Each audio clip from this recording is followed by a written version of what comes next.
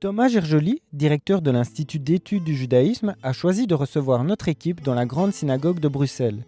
Il nous parle d'un événement qui l'a marqué, l'enterrement de sa mère. À peine avions-nous fait 200-300 mètres que nous sommes passés devant une école primaire. Et les enfants musulmans, qui étaient en pleine récréation, voyant l'étoile de David au-dessus du corbillard, se sont mis à insulter. Mais évidemment, quand vous suivez comme ça un corbillard, que voulez-vous faire? Vous ni à gauche ni à droite, vous suivez, et vous entendez comme une insulte. L'enterrement a eu lieu, et 4 jours plus tard, et je vous garantis que c'était comme ça, à 4 heures du matin, je me suis réveillé et je me suis dit, mais c'est pas possible, il faut faire quelque chose. L'antisémitisme est un sentiment qui existe, et cela même en Belgique.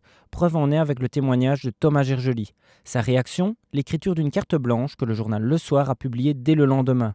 Cette lettre a fait beaucoup parler d'elle, au point d'être traduite aux États-Unis et en Australie.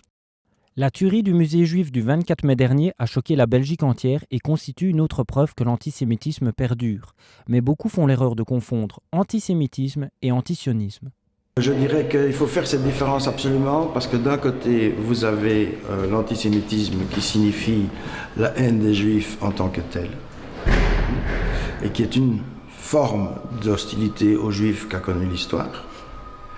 Et de l'autre côté, vous avez l'antisionisme qui est une opposition au projet sioniste et au projet de créer un État juif en Palestine et aussi une opposition à la politique menée par les dirigeants israéliens, ce qui n'est pas la même chose. Pour cet historien, être juif en Belgique n'est pas pour autant un problème aujourd'hui.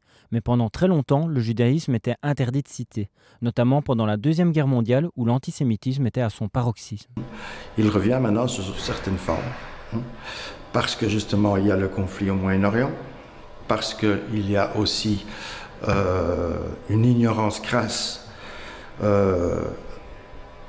dans certains milieux, dans le milieu, disons, de l'immigration, une ignorance crasse de ce qu'est le monde juif, et parce qu'il y a des tas de rancunes.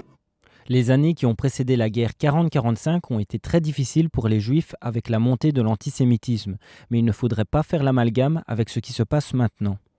Il y a beaucoup d'ailleurs de différences entre la situation actuelle et la situation des années 30. Dans les années 30, notamment, ça a commencé en 1933 en Allemagne avec les lois de Nuremberg, les prélèvements antisémites.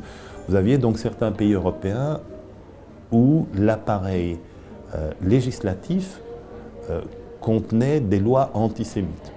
Aujourd'hui, dans ces pays européens, vous avez des lois contre l'antisémitisme. La Belgique n'est pas un pays antisémite, l'Allemagne non plus, la France non plus, mais dans ces pays, il y a des courants antisémites.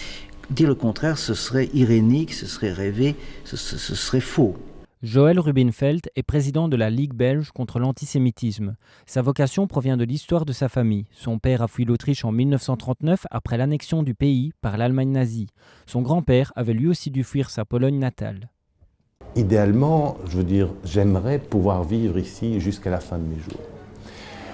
Aujourd'hui, la question se pose et je crains de me retrouver dans le même schéma que mes ancêtres qui naissent dans un pays et qui doivent quitter ce pays parce qu'ils s'y sentent plus en sécurité ou parce qu'ils y sont persécutés en tant que juifs.